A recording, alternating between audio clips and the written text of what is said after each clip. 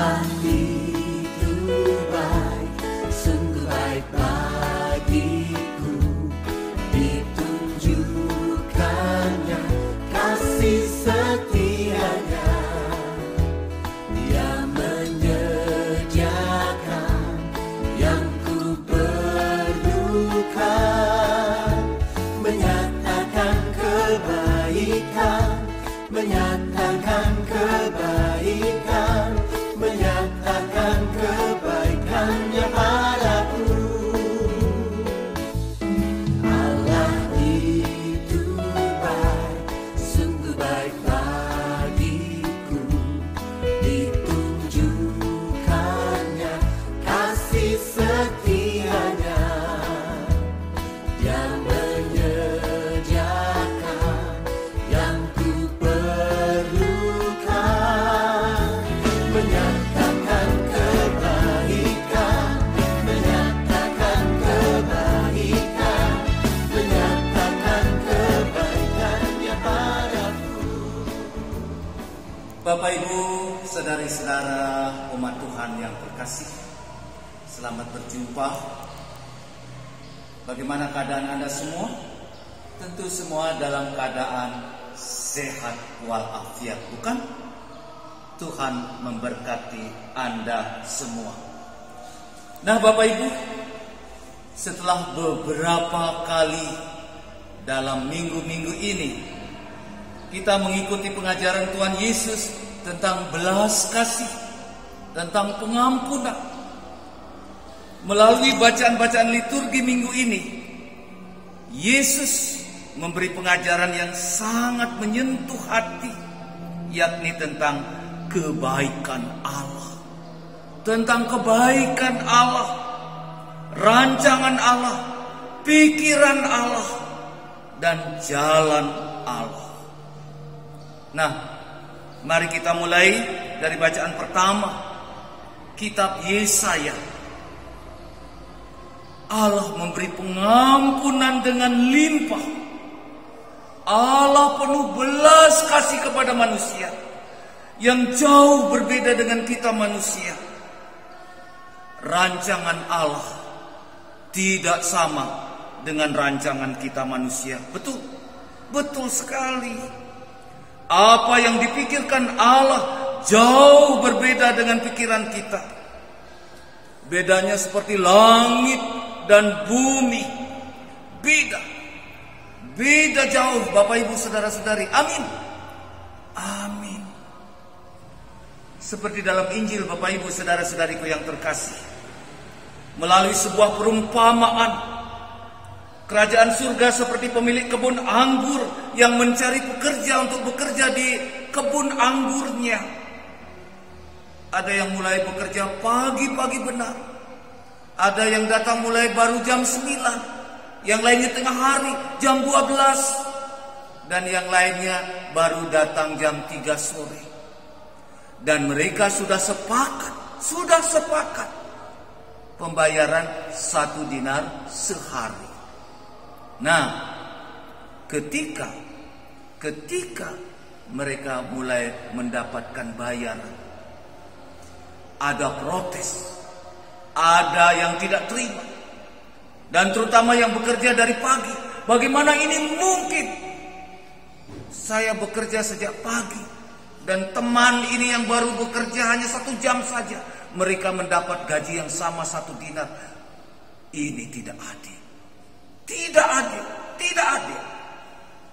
Nah Bapak Ibu saudara-saudariku yang terkasih, kalau kita pakai tolok ukur manusia, memang pemilik kebun anggur itu tidak adil. Mereka lupa. Bukankah mereka sudah sepakat 1 hari 1 dinar? Bukankah pemilik kebun yang adalah Tuhan sudah berbuat adil kepada mereka sehari 1 dinar? Bahwa pemilik kebun itu berbuat baik kepada yang lainnya, itu adalah haknya. Orang berbuat baik itu adalah haknya. Lalu Bapak Ibu saudara-saudariku yang terkasih, Apa sebenarnya yang Yesus ingin ajarkan kepada kita? Kita harus tahu membedakan mana keadilan dan mana kebaikan hati. Kita harus memiliki roh keterbukaan, terbuka akan kenyataan, terbuka melihat kebaikan hati orang lain. Artinya apa? Jika kita ingin memiliki atau berpikir seperti Allah, kita harus berbela rasa pada orang lain yang dalam situasi sangat membutuhkan, daripada taat hukum tetapi tidak mampu berbuat kebaikan bagi orang miskin.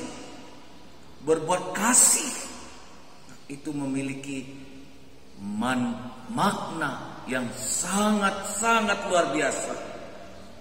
Artinya Bapak Ibu saudara-saudariku yang terkasih, sebagai orang kaya yang memiliki lebih, tentunya kita harus mempunyai hati untuk berbela rasa, untuk berbagi, untuk membantu orang yang sangat membutuhkan, orang miskin. Nah, ini juga berlaku dalam bentuk bernegara. Negara kaya harus mempunyai hati untuk membantu negara-negara yang miskin. Bapak Ibu saudara-saudariku yang terkasih, Paulus dalam bacaan kedua, dia juga mengalami konflik batin yang luar biasa. Saat itu dia dipenjara dan menunggu keputusan pengadilan, dan dia harus dihukum mati. Dia ada di penjara menunggu hukuman mati. Dia merenungkan hidupnya. Dia renungkan hidupnya ini, mati atau hidup. Paulus katakan, lebih baik aku mati, karena dengan mati aku mendapatkan hidup bersama Kristus.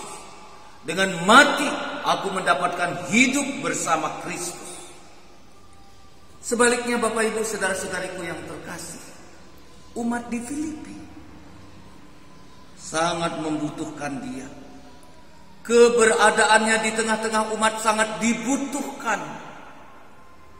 Dalam hal ini Paulus ingin menunjukkan kepada kita bagaimana kita harus mengambil sikap.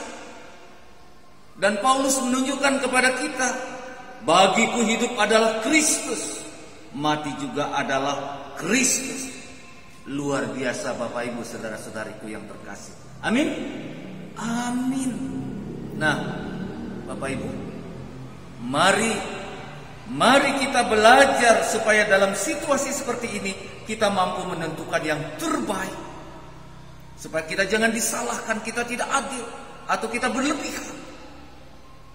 Bapak Ibu saudara-saudariku yang terkasih, sesungguhnya, saya mengatakan sesungguhnya, Ekaristi yang kita rayakan setiap hari, setiap minggu, mempunyai makna seperti apa yang kita renungkan hari ini. Sungguh, kita ini orang berdosa, bahkan kita ini penuh dosa. Meskipun kita orang berdosa, Allah tetap memberi kita pengampunan atas dosa-dosa kita, supaya kita dapat bersatu dengan Dia. Luar biasa Bapak Ibu, luar biasa. Meskipun kita sangat berdosa, Tuhan tetap berbuat baik kepada kita. Ibarat orang yang datang bekerja pagi-pagi dan yang lainnya bekerja hanya 1 jam, dan kita ibaratnya orang yang bekerja hanya 1 jam. Tetapi Tuhan memberi kita pengampunan yang luar biasa. Tuhan mengasihi kita, Tuhan mencintai kita. Orang lain barangkali akan iri hati dengan kita, tapi itulah kemurahan hati Allah. Kita tidak boleh iri. Tetapi seandainya itu terjadi pada orang lain, Tuhan berbuat baik kepada orang lain, iri hatikah kita? Inilah yang menjadi permenungan kita Bapak Ibu. Ini yang patut kita renungkan. Mari mari kita renungkan dalam hati. Tuhan yang berbuat kebaikan bagi semua orang tanpa pandang. Dia berbuat kebaikan pada setiap orang. Semoga Bapak Ibu saudara-saudariku yang terkasih dimanapun Anda berada, dengan permenungan ini semoga hati kita terbuka melihat kebaikan yang Allah lakukan, dan semoga hati kita juga, hidup kita juga terbuka untuk membantu mereka, terutama yang sangat membutuhkan pertolongan kita. Amin Bapak Ibu. Terima kasih. Saya Romo Agus Inyoman Murtika SPD, Pastor Paroki Kesatrian Malang. Tuhan memberkati Anda semua. Amin. Amin. Allah